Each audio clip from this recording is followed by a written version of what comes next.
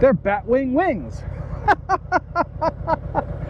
Maybe that's a good title for this video. Welcome back to the channel, my friends. We are on the move again. And as you can tell from the thumbnail, I'm buying another upgrade for the Harley. Really, the first thing my wife said was just, why are you buying that? Why don't you just drive your truck if you don't want that much wind on you? And the only thing I can think of is I'm adding a little bit of comfort.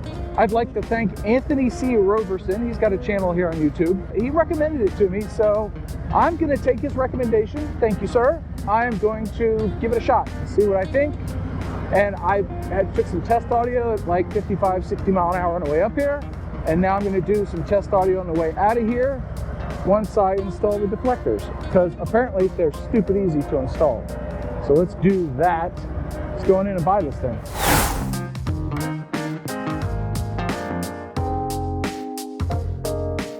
Well, good news, bad news situation. Got the part, got the hat, as you can see.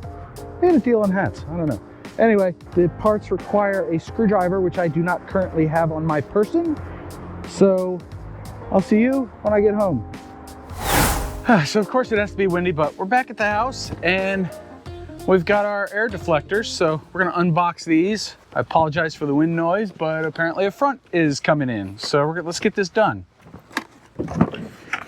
Inside the box, we've got our 2 deflectors and 6 screws. These are metal Torx screws, so I'm gonna have to get a Torx kit out. I thought they would be Allen, but they're not. So after a little bit of research, that's what you're gonna need. T25 Torx bit. I thought it might be the 27 that they use in the windshield, but I would be wrong.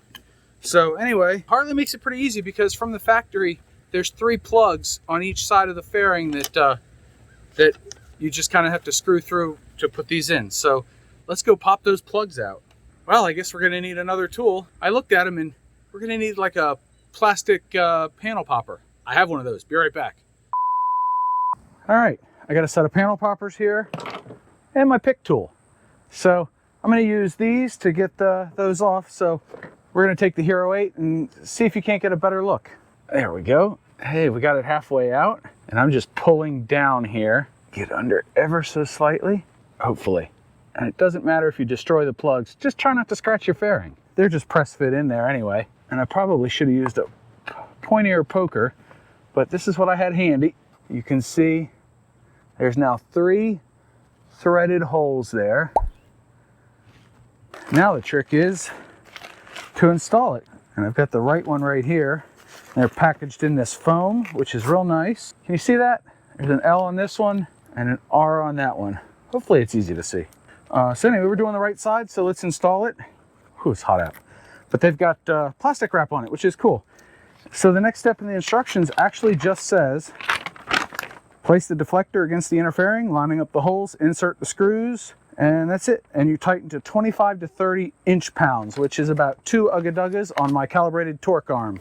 Got my trash holder. So now we'll take 3 screws and my T25 bit and socket and everything. And I'm gonna start these bad boys by hand. We're gonna go install this thing. We'll make sure we don't cross thread it. There you go, that one can hang. Then we'll get the other end. And now we can start the one in the middle. There we go, lined up. Now that they're all started by hand, we'll get them finger tight. And they just need to be snug. And then I don't have a torque wrench that goes down to only 25 to 30 inch-pounds. So we're gonna do, like I said, 2 Ugga-Duggas.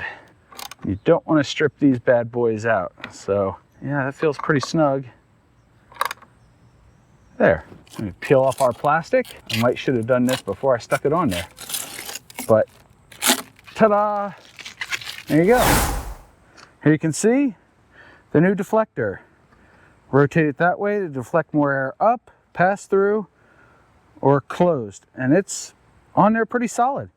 That doesn't look half bad, does it? Let's do the other side. This side's much easier than the last. Use the rubber as a backstop there. There we go. All right, so we're gonna start with this one. Up here at the top, that seemed to work pretty good on the last one. There we go, that's hanging there. Let's try the middle one here. All right, the third one didn't want to line up, so I think once I have that second one in there pretty good, this third one will line up better. You gotta have it just the right angle for it to thread in there. There. All right. Let's get this bottom one hand tightened. It's kind of odd, but yeah, it's not cross-threaded at all, so just don't force it.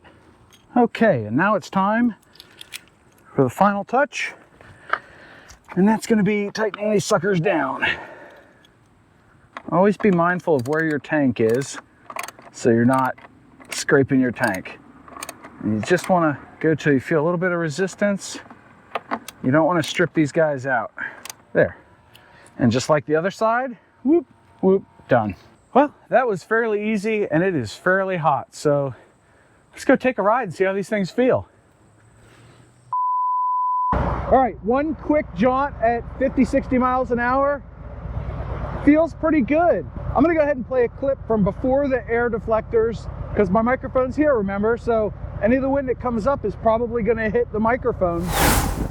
It's a little bit windy, but hopefully you can hear some of the wind that's coming up here at me. This is before the deflectors. It definitely feels like there's less wind on my legs and torso. Actually, it feels like there's a lot less wind. How did the audio sound? Was that any better than normal? And that was that. That's the difference. So let's do a little more testing.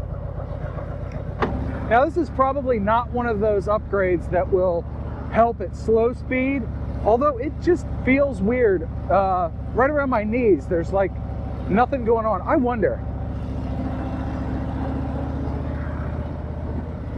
Yeah.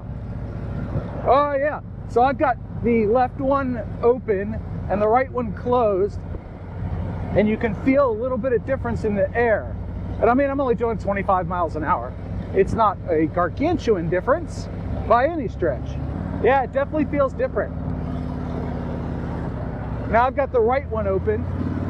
There's definitely more pressure on my right knee right now than my left. It definitely does feel a little bit calmer here behind the windshield and the deflectors. Hell, I might not need the tall windshield anymore. Might be able to go back to the shorty. Well, not the stock one, I don't like that one. But I mean the shorter Memphis shades. Yeah, a lot of wind used to hit my thighs and my knees, and now it's hitting below the knee. It's a weird feeling. I'm so used to wind just hitting all over the fronts and tops of my knees. It's not happening now. Well, I'm looking for a faster road. Take a look at these pictures. This is what it looks like now from the front. From the back, you can barely see that maybe. They're really not in your field of vision at all, hardly, when you're sitting on the bike. But the view from the front, I think they look cool. They're Batwing wings. Maybe that's a good title for this video. I don't know. If you're getting anything out of this video, leave it a like. And when you're done watching this one, check out the rest of the channel. Maybe there's something worth subscribing to. Yeah, I do a lot of things. I do some moto vlogs, Harley upgrades, product reviews, and DaVinci Resolve. So not a lot of things, just those 4.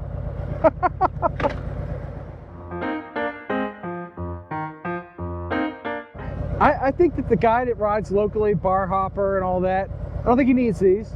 Plus, he probably doesn't want things hanging off his fairing.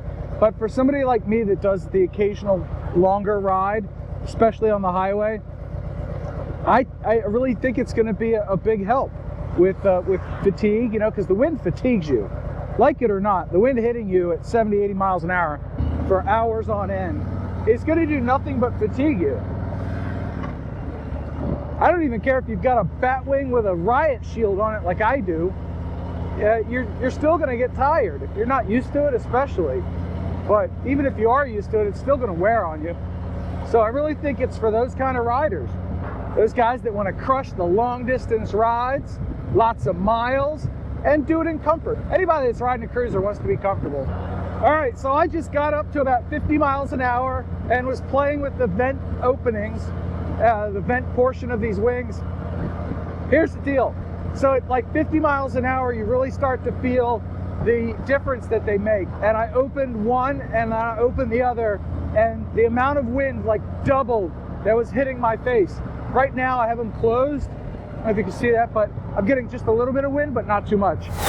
So here's a better test. We're doing about 65 miles an hour. And wow, you can really feel the air pocket around you. And I notice with my apparatus here that it's going this way, so the wind is definitely pushed away from me. I can definitely feel a difference. Yeah, it definitely quiets it down. Absolutely, wow. That's cool. All right, I'm no dummy. I mean, let's be honest, I'm not the world's sharpest rock, but I'm no dummy. And I sort of understand fluid dynamics and airflow and things. And what these deflectors are doing is, yeah, they're causing a little bit of wind resistance, but the wind has to come down and out, down and back rather. So what it's doing is it's pushing the air away from my knees and onto my ankles and shins. That's what's happening. So it's not able to catch my legs and come up. This is my theory on it. This is my theory. And anything that does come up, it's going to be minimal because it has to go all the way around Robin Hood's barn to get to my knees and my chest. I definitely, at highway speed, I definitely felt a huge difference. My goodness, Harley, put these things on from the factory, would you? Jeez, charge an extra 50 bucks, you'll still make a few quid. I know they're American, but I like the word quid. I play it in Scrabble all the time. Nerd, Scrabble nerd. Did I mention it's hot? Freaking thing says 95 degrees. Ugh, brutal. All right, what else can I say? They work well, they're easy to install. Like I said, you need a T25 Torx bit, and I know I'm too lazy to get out my Rode microphone and all the setup, but I'm tired. I'm pumping fluids. But boy, they do their job.